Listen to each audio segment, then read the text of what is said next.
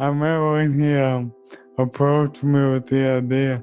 It was kind of funny because it was like a selfish way for us just to hang out.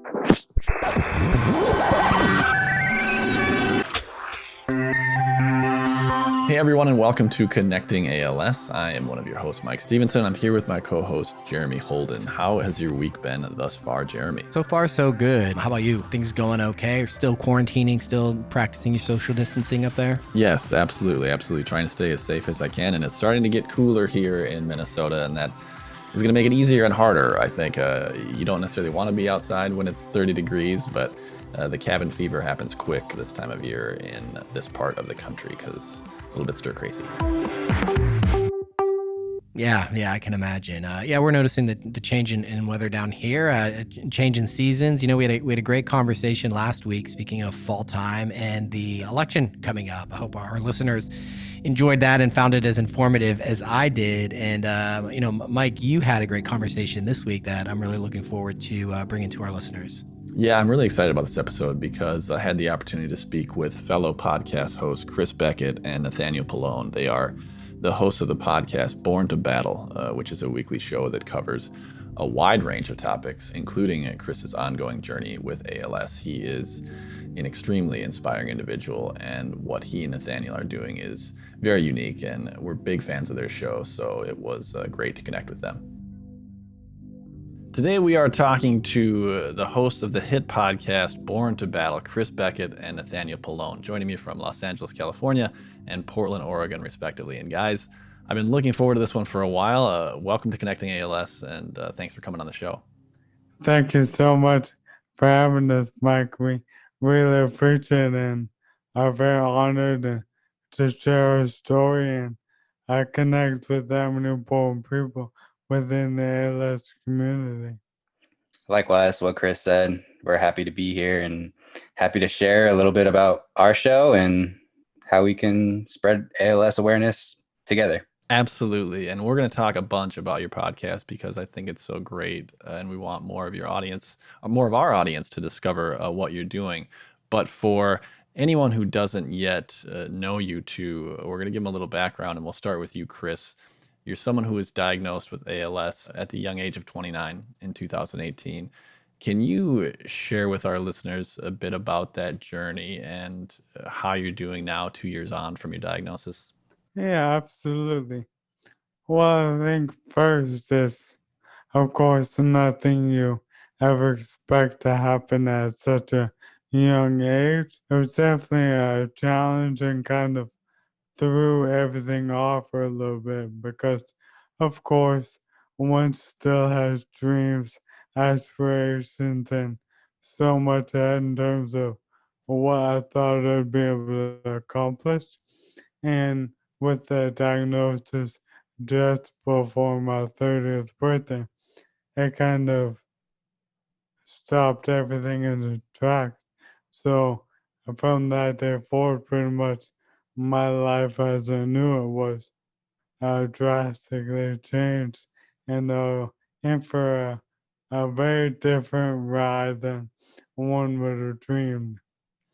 But I think I'm pretty fortunate in the idea of when I got the diagnosis.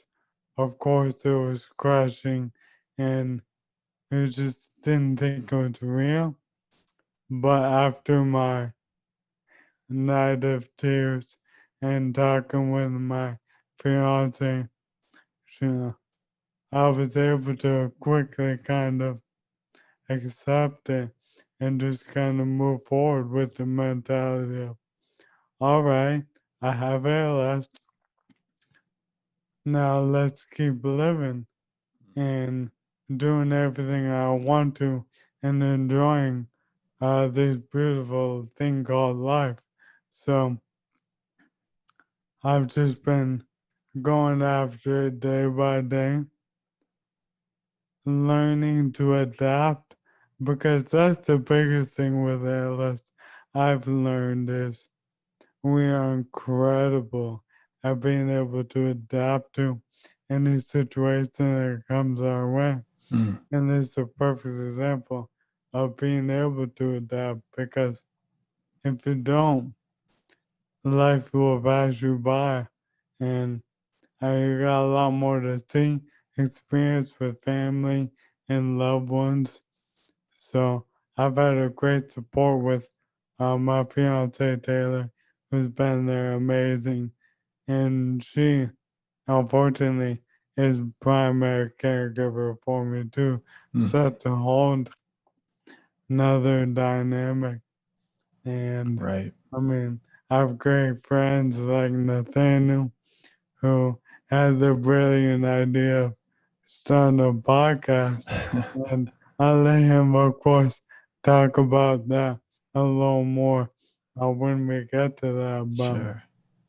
ALS it really makes you dig deep.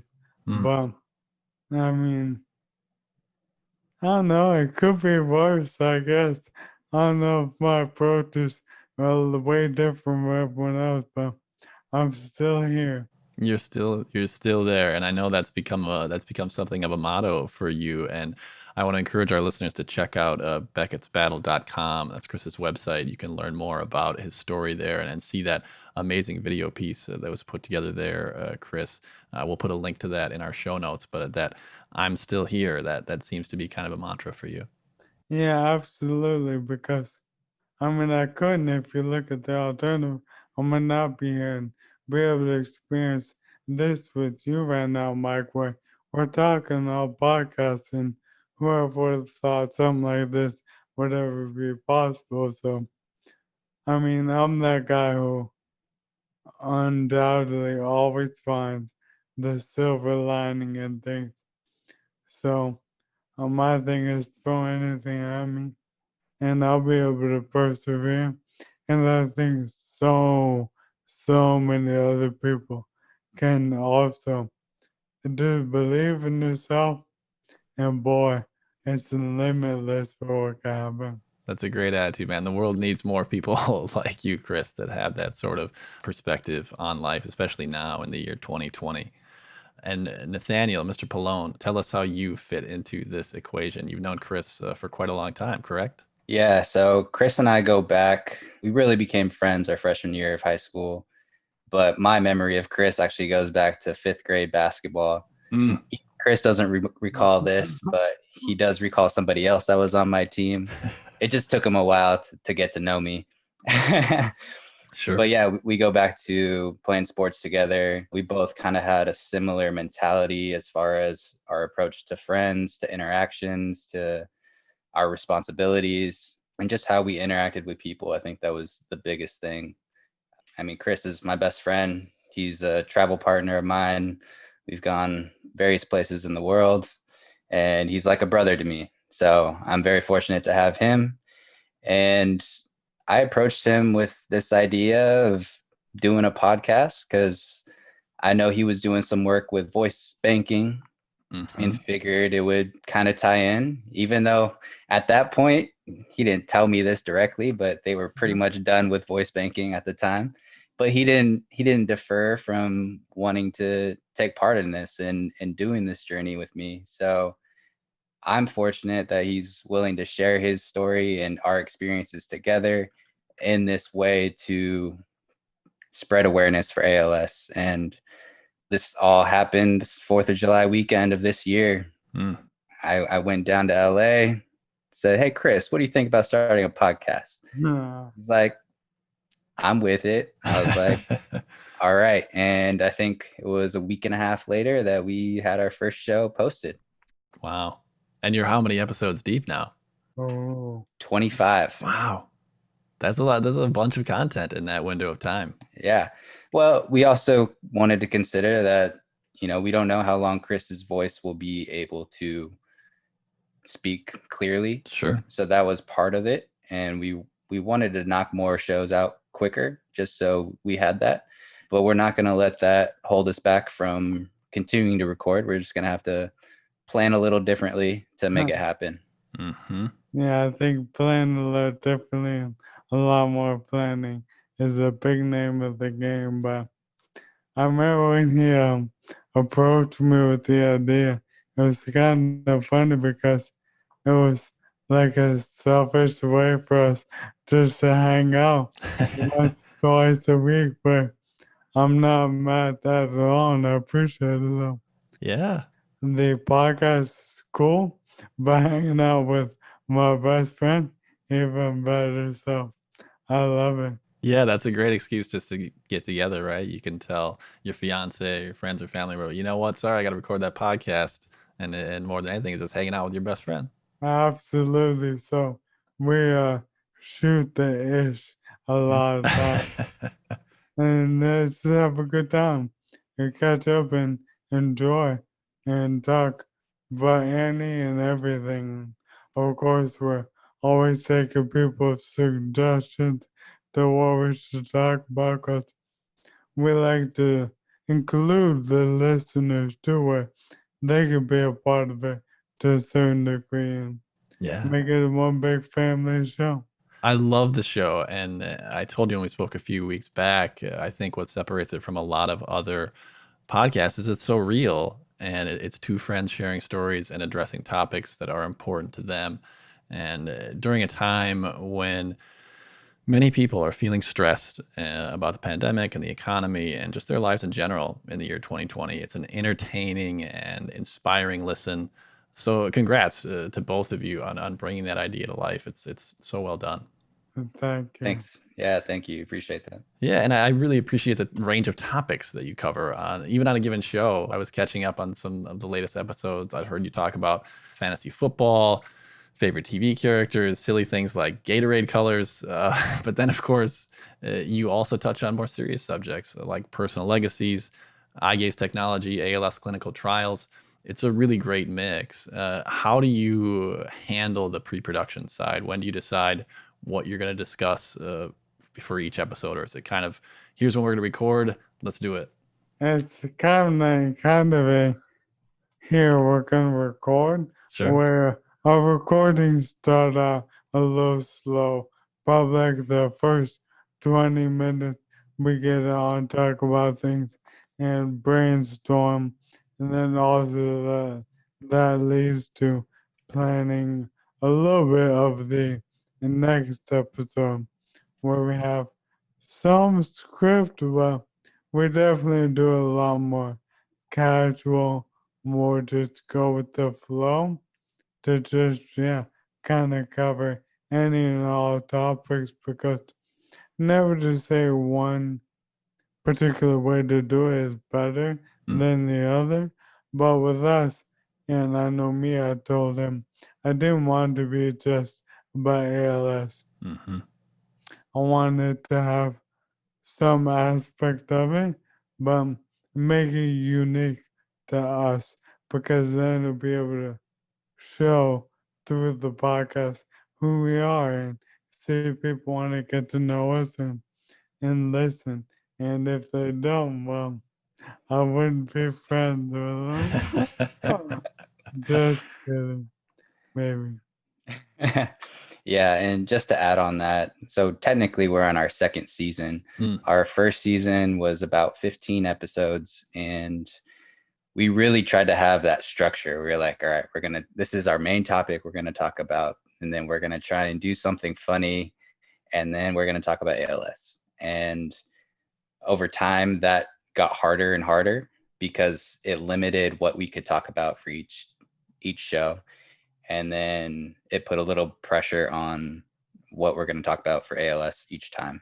Mm-hmm. And by planning it that way, it made it harder for us to kind of, in a sense, freestyle when we're talking. Sure. So we switched up our format so that basically we just go back and forth and ask 3 random questions and then see where that conversation takes us. And then from there, try to give an update on ALS and what Chris's experience is. It ranges anything from the marathon that he's trying to be a part of, or just some of the new products that they're getting for the day-to-day life. Yeah. Yeah, and like I said, it's such a wide range, and so going into each episode, you never know exactly what you're going to get, and that's part of the appeal. I really think that is, and shows like ours that are sometimes too structured, I think, could learn from podcasts like yours, where you go in with that attitude of let's just see where the conversation takes us, and that's I think what's drawing a lot of your listeners in. Have you guys had good feedback from your listeners and a lot of your family and friends listening as well, and telling you they're enjoying the show? Yeah, we have, and I think one of the best ones, which we've heard probably a few times from different people, is that they feel as though they're hanging out on the couch with us while we're doing the podcast. So that one really makes us feel good about what we're doing with the podcast. Yeah, it should. Yeah, ultimately, like Chris said, we try to make it so it is just us hanging out and not super serious, even though we are ultimately talking about a serious topic. Sure. And being able to have people listen and feel like they're part of the conversation, I think that's really what we were going for. Yeah, yeah, and you are achieving that in my opinion. I've got a few more questions for you guys, but before we move on to those, please tell our audience how to find Born to Battle. I listen on Spotify, so I know you can find it there, but where else should they track you down and follow the show? You got this, Chris. Let them know. He always does this to me. So, of course, on beckasbow.com, we have links to where you can find us on Spotify, Apple Podcasts, Google. Basically, anywhere that has a podcast, you can find us. And that's Born Number 2 Battle. Born Number 2 Battle.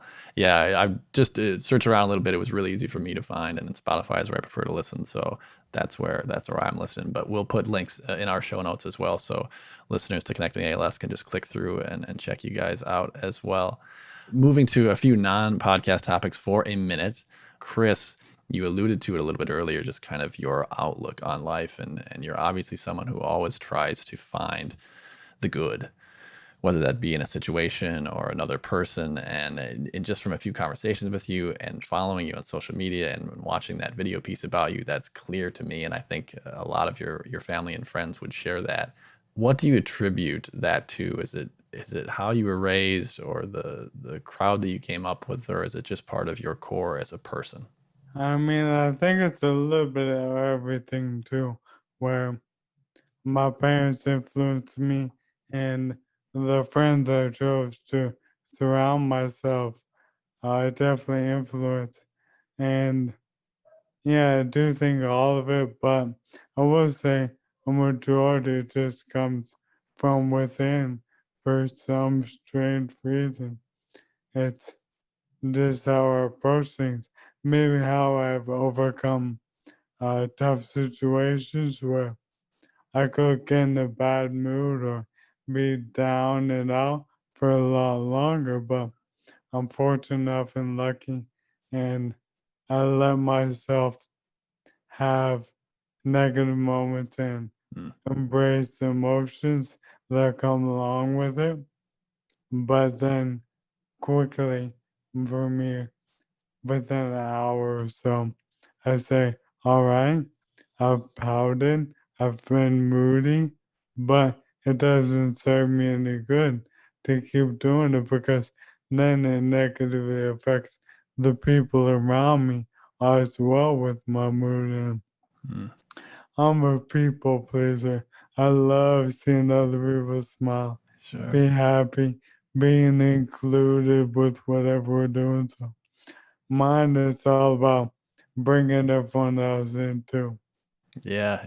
Do you concur with that, Nathaniel? Absolutely. And it's funny, we've had some people as guests on our show that hardly know us really, but it comes across, like you said, his positivity.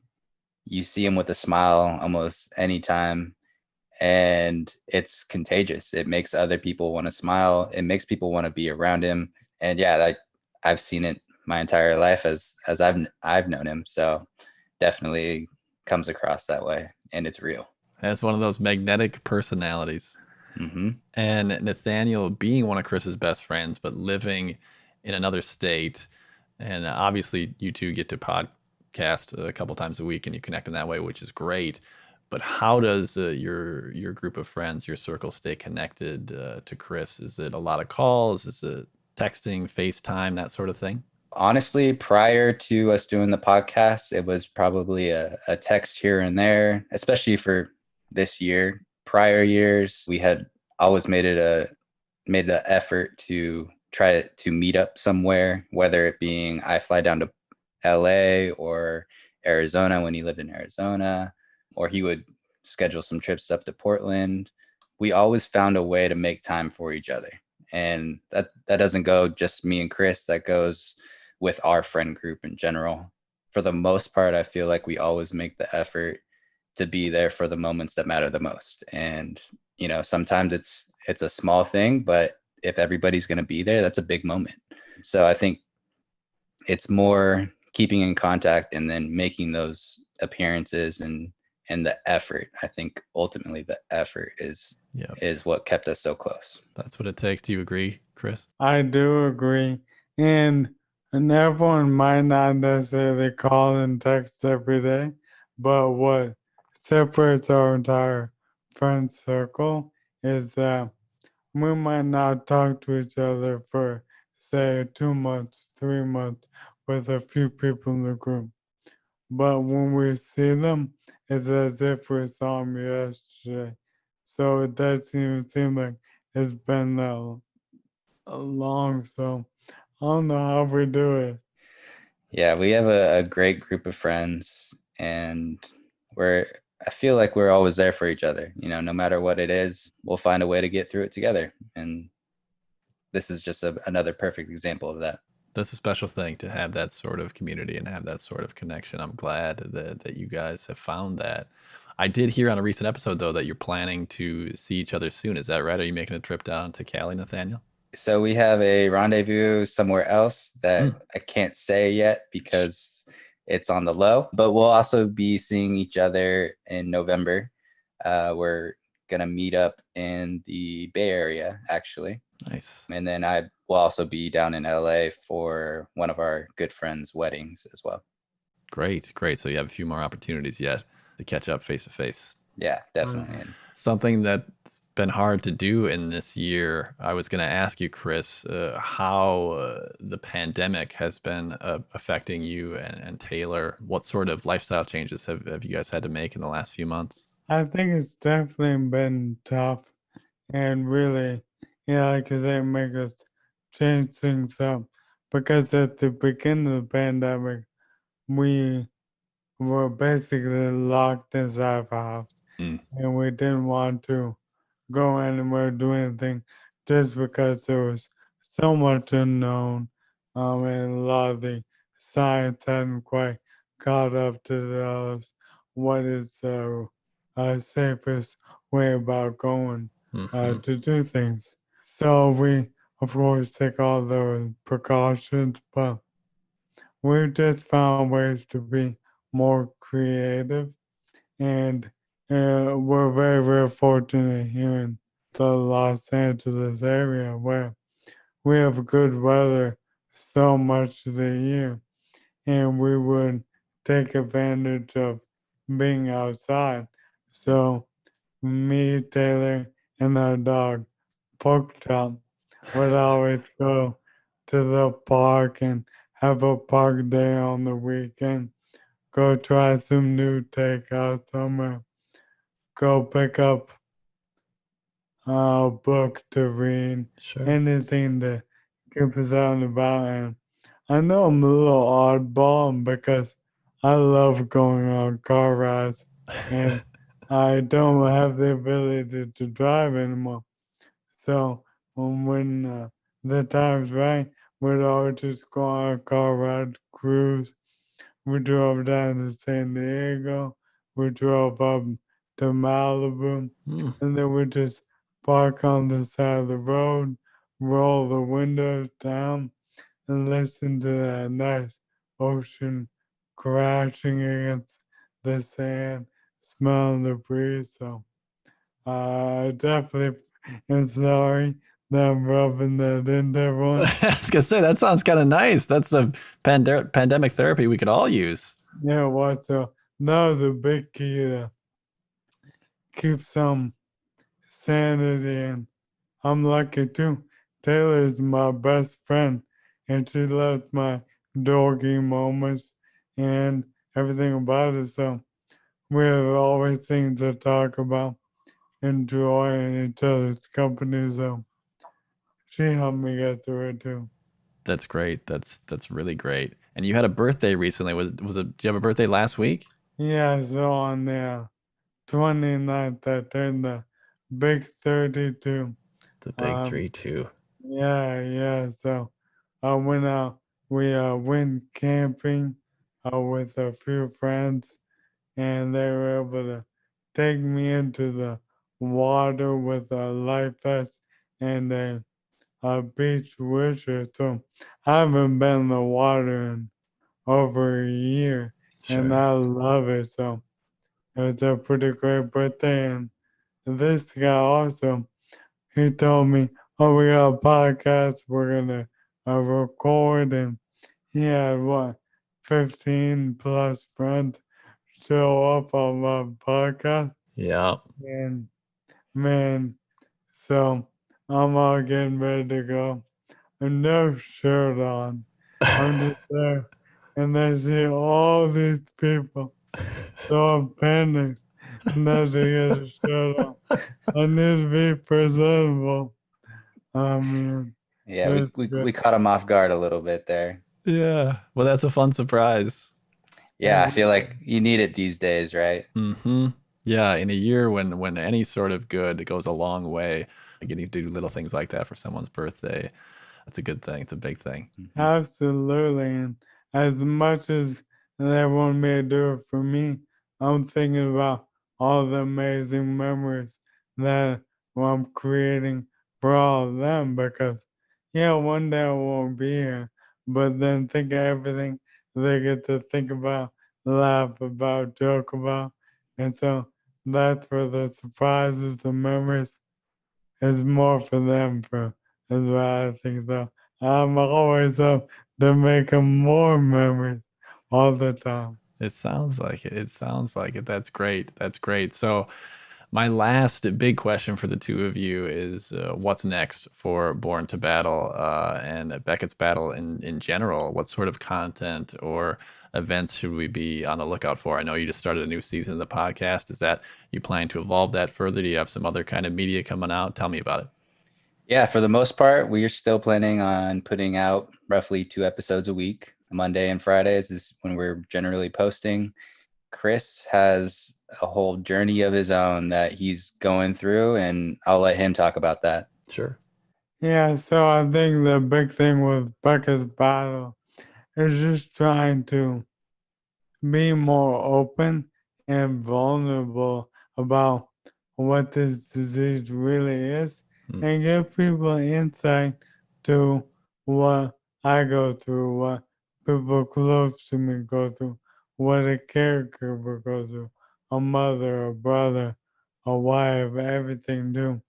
So people can understand the full scope of this disease and so we can really figure out ways to overcome it, whether it be um, more research or maybe more ways to provide care for everyone who's going through it too. So that's kind of a big thing what we're going with. And then also with running the LA Marathon with my friend Bobby. I Yeah. mean, I won't run, I'll get pushed. But that's a big thing Beckett's Ball is doing right now, and it's crazy because I was a big time competitive athlete. Hmm. High school baseball, basketball. I played junior college baseball, and so being able to be an athlete and participate in a marathon, it sounds silly, but it was kind of an aha moment where I never knew I could still be an athlete, compete, train, and just have that feel of wanting to be the best and do the best. And it gave me one more thing to want to keep looking for, Sure. want to do so much more. And running marathons, I'm liking it a lot, and I got a great partner in Bobby, so if he's pushing, I'm there. Oh, that's cool. That's such a great story too. And again, people can find that on your website, beckettsbattle.com. I think a lot of folks are going to be cheering you on when that day comes around. Remind us what date the marathon is. So Sunday, March 21st, 2021 in Los Angeles. So we're hoping it'll still be able to continue during the pandemic. Mm-hmm. But we'll keep everyone updated because we do have a backup marathon to run Sure. just because we want to get our qualifying time and also be on the lookout for us in a marathon near you. Teasing a tour potentially. We're trying. The ultimate goal is the biggest six. So Wow. do a little Googling and you could go down a rabbit hole. So we gotta get number one done. Yeah. But we're feeling confident about where we could be at. And I mean, yeah, I'd love to set a world record and really do all that because I think that could bring so much light and positive influence to ALS and what we could tell and share with everyone. So that's Mhm. a big thing that pushes us. Yeah, that's going to drive a lot of awareness. It's going to bring more eyes to the cause, something that you're already doing a lot of already. Again, I could not be more impressed with the show that you guys are putting together and the effort that you're putting in to raise awareness and funding for ALS. Really, really appreciate you coming on to our show to tell us a little bit about yourselves. It's been great to get into know you a little bit more, and we can't wait to see what you guys do next. Thank you so much. Appreciate it, Mike. We're really, really happy to be on here. Born to Battle is the podcast, and thanks again to Chris and Nathaniel for taking some time to bring their story to us, allow us to share that story with our listeners. If you're not already listening to it, make sure you check out that podcast, subscribe to it, and really, really fortunate to have had an opportunity to hear from those guys this week. Yeah, now you've got 2 podcasts to subscribe to. As we mentioned, you can follow the links in the show notes to find Born to Battle. And while you're there on your favorite podcast service, you may as well subscribe to Connecting ALS if you haven't already. You can also do that at connectingals.org, and be sure to follow us on Facebook and Twitter for all of the latest content. Today's episode was produced by Garrett Tiedemann of the ALS Association's Minnesota, North Dakota, South Dakota chapter. Thank you all for listening. We will connect with you again soon.